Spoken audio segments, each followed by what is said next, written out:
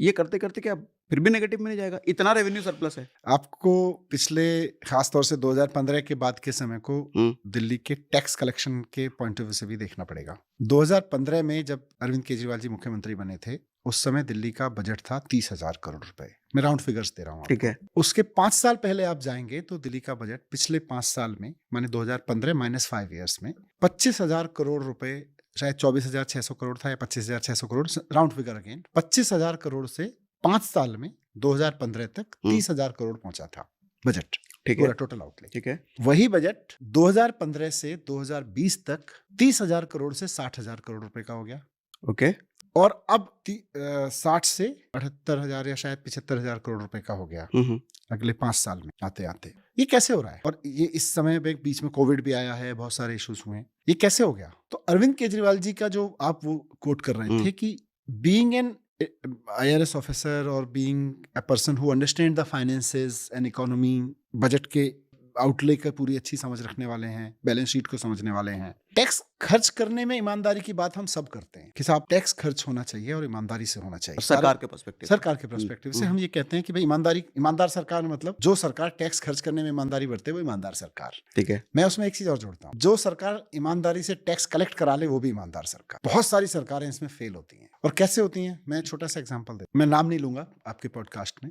दिल्ली में मुझे कंप्लेंट मिली कि साहब एक रेस्टोरेंट है, और दिल्ली में अगेन मैं किसी रेस्टोरेंट सेक्टर की भी बात नहीं कर रहा हूँ, कोई एक पर्टिकुलर चेन थी कि साहब वो ना दिन में सबसे वैट लेता है, वैट था उसमें, और हम 1,000 रुपए का खाना खा के आते हैं तो 150 रुपए, सपोज 14% शायद टैक्स था, 1,000 रुपए का खाना हम फैमिली के साथ खाना खा के आते हैं और 140 रुपए टैक्स के होते हैं, 1,140 रुपए पे करके आते हैं। ठीक है।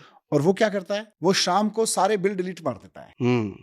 अब जनता से 1,000 रुपए तो खाने का लिया, मान लो 1 लाख रुपए उसने सपोज इकट्ठा किया, 140 रुपए पर हेड, मतलब उस हिसाब से उसका भी ले लिया, टैक्स का भी ले लिया, और वो टैक्स सरकार को नहीं दिया, रात को बिल डिलीट कर दिए। उसमें निश्चित रूप से सिस्टम की भी भागीदारी कहीं ना कहीं होगी।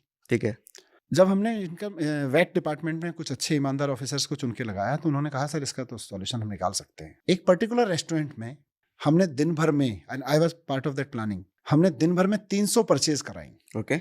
अपने स्टाफ को भेज के, लोगों को भेज के, खुफिया तौर पे, ऑब्वियसली, मतलब नॉर्मल खुफिया नहीं है, बस आदमी जा रहा है, खाना खा रहा है। 300 बिल्स थे हमारे पास में शाम तक उस रेस्टोरेंट के, और हमें पता था ये रात को 11 बजे बिल डिलीट करेगा, 300 में से कुछ तो पकड़े जाएंगे, तो इसलिए हमने बल्क परचेज कराई थी, मतलब बल्क परचेजिंग उस दिन कराई थी उससे। रात को 11 बजे उसका सिस्टम, उसने जो भी सिस्टम बना रखा था, बिल डिलीट हुआ, हमारी टीम ने जाके उसको रेड किया और उसमें से करीब 150 बिल डिलीट पाए गए।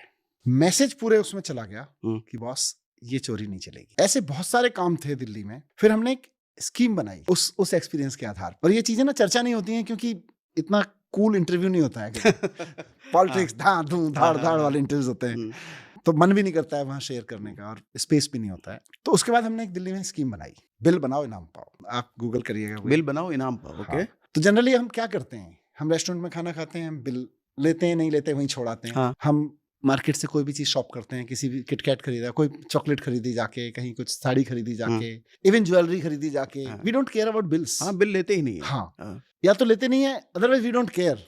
सरकार के लिए वो गोल्ड माइन है, मतलब हमारे वेट डिपार्टमेंट के लिए। उस वक्त हमने पूरी दिल्ली को आह्वान किया कि बिल बनाओ इनाम, कि आप जो भी परचेज कर रहे हो उसका बिल संभाल के रखो, and that bill is a lottery. अब मुझे बहुत पर्टिकुलर्स याद नहीं है उसके, मतलब ऐसे डेटा याद नहीं है। तो हमने कहा था कि भाई आप अगर अपना बिल, हमने एक पोर्टल बना दिया कि आपका नाम सागर सिन्हा है, आपने जाके आज रेस्टोरेंट में खाना खाया, अपनी वाइफ के लिए ज्वेलरी परचेज की, साड़ी दिलाई या कुछ भी, आपने किसी पर्टिकुलर किराना शॉप से जाके चिप्स और कोल्ड ड्रिंक खरीदा, आप बिल ले लो, ठीक है, और उस बिल को हमारे एक ऐप पे डाल दो, ऐप से अपलोड कर दो उसका दुकान का टिन नंबर सहित, टिन नंबर होता था, ठीक है। तो लाखों लोगों ने अपलोड करना शुरू, हमने एक सेल बना के डिपार्टमेंट में, और उससे पकड़ना शुरू कर दिया कि भाई ये सारा फ्रॉड जो है, क्योंकि अब हमारे पास जो काम मैंने प्लान करा के एक रेस्टोरेंट में कराया था, वो काम हमने पूरी दिल्ली के लोगों के हाथ में दे दिया, और अलग अलग सेक्टर से आने लगे। तो हम लोगों को इनाम देते थे कि भाई मैक्सिमम 50,000 रुपए का, और अगर उससे नीचे की परचेज है आपको तो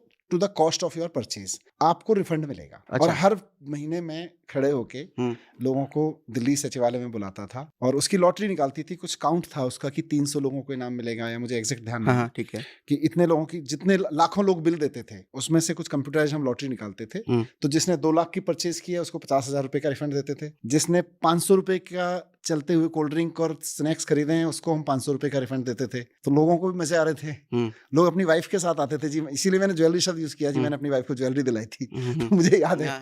तो उससे क्या हुआ कि दिल्ली का सिस्टम जो लीक हो रहा था टैक्स कलेक्शन का, वो रिपेयर होना शुरू हो गया। तो ये आज भी हो रहा है? नहीं, बाद में जीएसटी में बंद हो गया वो। अच्छा, ओके। मैंने बहुत कहा जीएसटी में कि इसको लागू कर दें। अब जीएसटी जो भी लागू करेगा वो पूरे देश में लागू होगा। हमने बहुत कोशिश की थी कि इसको हम दिल्ली पे लागू कर दें। मैं जीएसटी काउंसिल की मीटिंग्स में बैठता था तो कहता था, पर ठीक है, एक फेडरल स्ट्रक्चर है तो फेडरल सिस्टम के, तो उसके जरिए हमें मतलब हर महीने कम से कम 100, 200, 300 करोड़ की टैक्स चोरी का पता चलता था, और वो फिर हम रिकवरी कराते थे। रेवेन्यू बढ़ गया, रेवेन्यू बढ़ा। तो मैं कह रहा हूँ ये एक मेजर था, और सिर्फ यही नहीं था, एक और इम्पोर्टेंट मेजर था। ये तो हमने एक तरह की इंस्पेक्टरी वाली काम किया। People's friendly, business friendly governance का मैं मॉडल बताता हूँ। 2015 में अरविंद जी क्योंकि इनकम टैक्स डिपार्टमेंट में थे और टैक्सेशन को अच्छे से समझते थे, टैक्सेशन सिस्टम को, उनकी स्टडी है, बोले यार एक बेसिक प्रिंसिपल चलता है टैक्सेशन की दुनिया में कि lower the tax rates more the compliance. बात ठीक थी। हमने दिल्ली के ट्रेडर से बात की तो बोले हाँ साहब बात तो ठीक है। हम कोई आदमी हमारे पास में 10,000 रुपए का कुछ सामान लेके जाता है, हम कहते हैं साहब 500 रुपए आपका टैक्स है, वो कहता है बिना टैक्स के दे दो यार। वही टैक्स अगर 150 रुपए का होगा तो हम भी फोर्स कर सकते हैं उसको, यार 150 रुपए और दे दे। बिल्कुल सही, सरकार के लिए 500 रुपए टैक्स है तो वो भी चोरी करना चाहता है, हमें भी लगता है यार जो बाजू वाला बिना बिल के दे देगा इससे अच्छा मैं ही दे दूं।